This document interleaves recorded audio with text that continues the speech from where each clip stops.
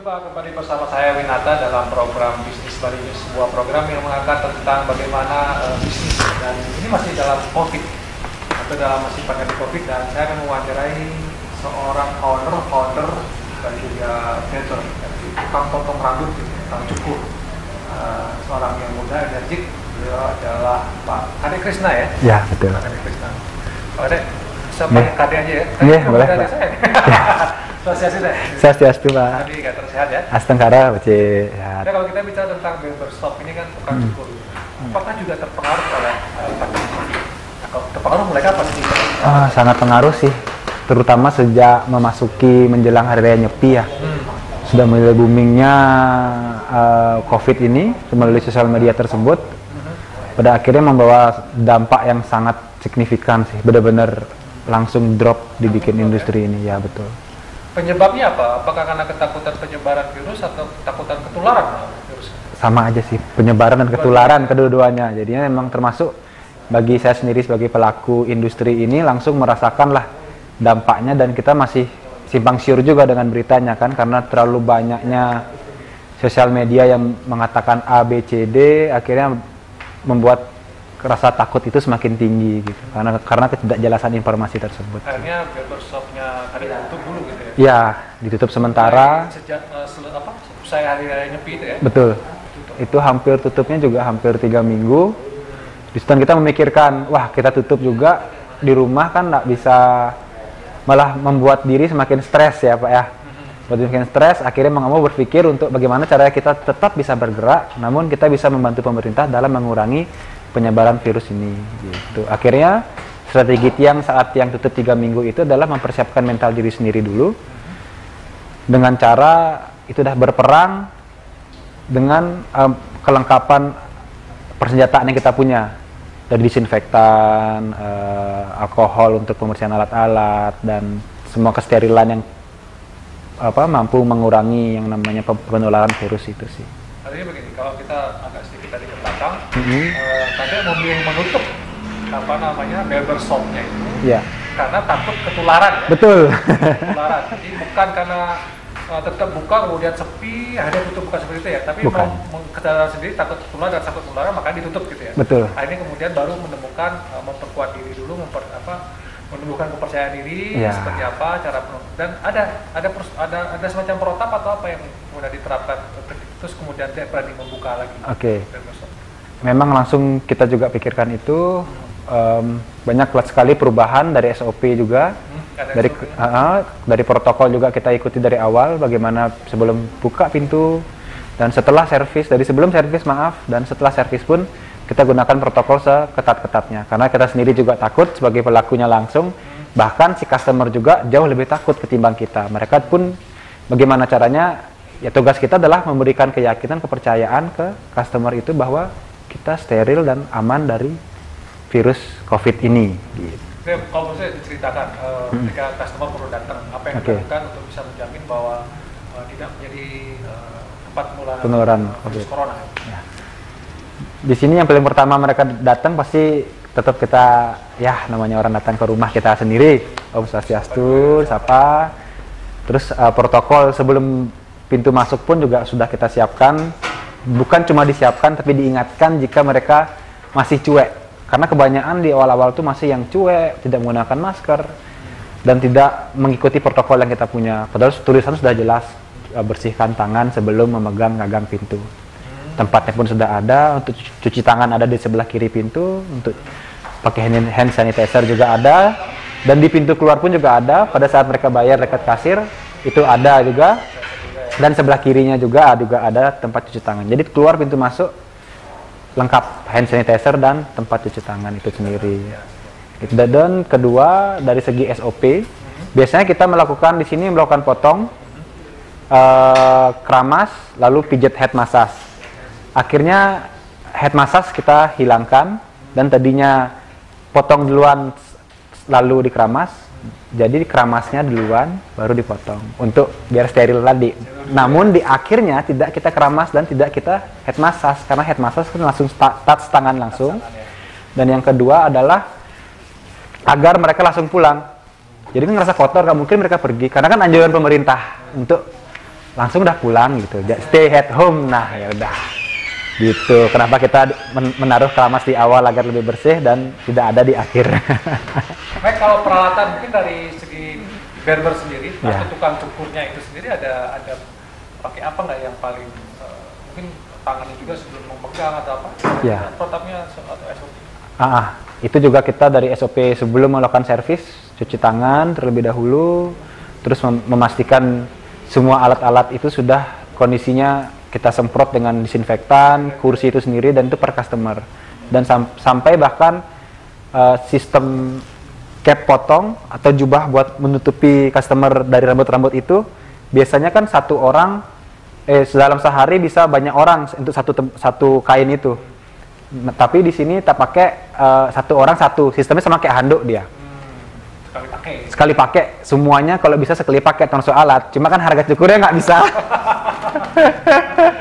Gitu. Karena itu kalau misalnya satu orang sekali pakai ada konsekuensi pada biaya juga. Betul, biaya operasional yang sangat tinggi ya. Baik. Dengan pemasukan yang sangat Oke, dan tadi ditutup ya, 3 minggu setelah itu dibuka. Apakah langsung kondisinya rame atau masih sepi juga? Orang takut mungkin ke sini atau gimana? Kondisinya saat itu setelah dibuka sih kondisinya masih bisa terhitung normal, namun masih di bawah normal. Rasa normal. Cuma mendekati karena mendekati normal. Cuma yang datang itu yang tak lihat sih masih kebanyakan dari customer kita yang masih bisa dibilang cuek nggak cuek gitu. Dan semakin lama berita semakin panas.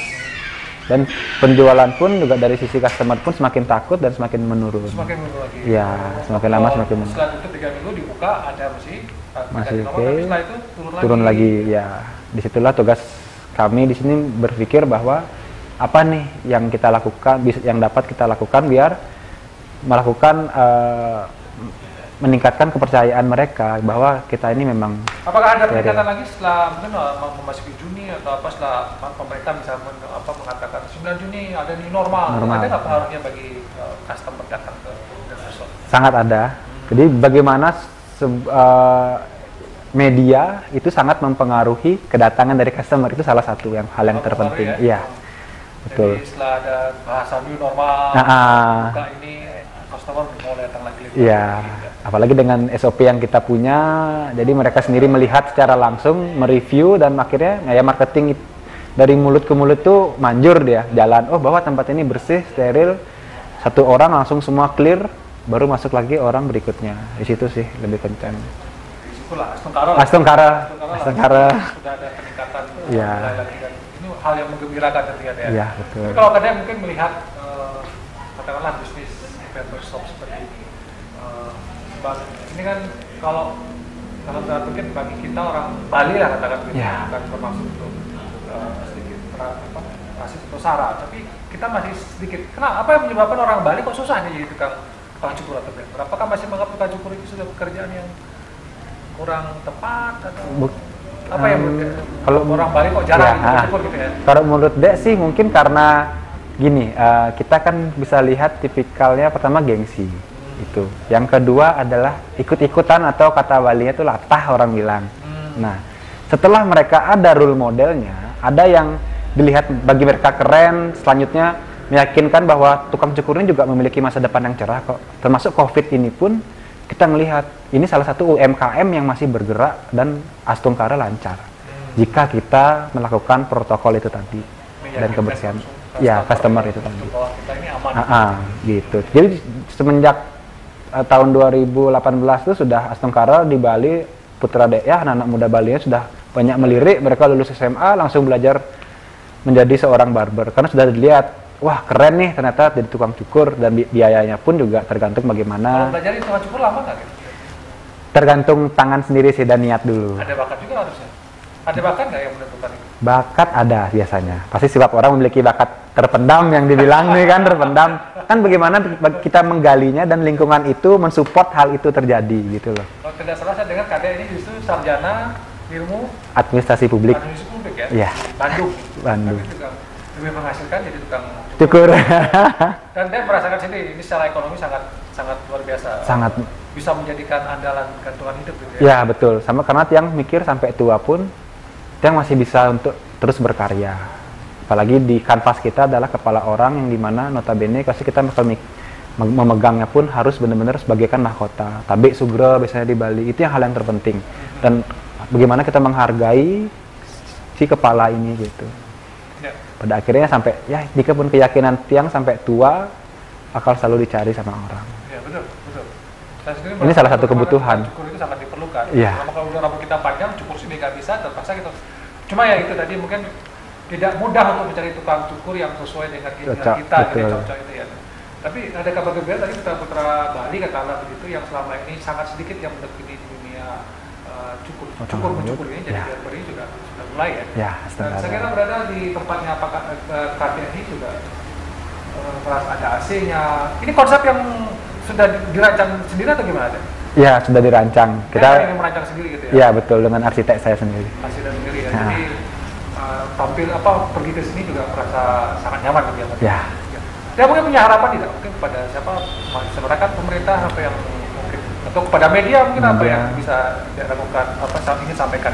Oke, kalau harapan untuk semua belah pihak ya, baik termasuk media, pemerintah dan segala macamnya, mohonlah bijak dalam mengambil keputusan, efektif. Memang banyak pandangan, banyak rumor dan banyak juga yang namanya pemikiran.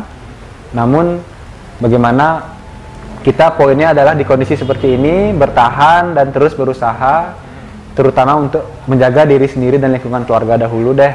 Gitu. Sebelum kita menyebar luaskannya gitu, biar agar ya berjalannya ekonomi kembali normal lagi. Juga bisa berjalan gitu ya. Betul. Kesehatan nomor satu, nomor kedua ekonomi. Tapi bagaimana ini keduanya bisa berjalan dengan baik gitu ya, karena misal barbershop ini kan menentukan juga dari customer ya. Kalau customer takut ke barbershop juga, saling saling bersinergi, semua media bersinergi, pemerintah dan masyarakat pun. Jangan sampai kita, apalagi banyakkan sekarang yang lihat malah masyarakat kebanyakan menyalahkan pemerintah, menyalahkan media, bahwa ya diri sendiri aja menyaring. Menurut kalian itu cocok, ya lakukan. Jika tidak, cukup tidak disaring. Ya. Terima kasih. Mudah-mudahan bisnis barbershopnya tetap berjalan dan bisa menjadi harapan kita bersama di pergerakan ekonomi UMKM yang ternyata tetap eksis walaupun di masa COVID. Ini bisa juga menjadi contoh bagi kita semua bahwa ada celah-celah ekonomi yang bisa dimanfaatkan, dimaksimalkan, dan daerah Bali juga bisa melakukan. Demikian bisnis Bali kali ini. Saya ucapkan terima kasih selalu satu dengan semoga Bali ini sekali baru dan sampai jumpa di bisnis Bali. Ya, santi Om.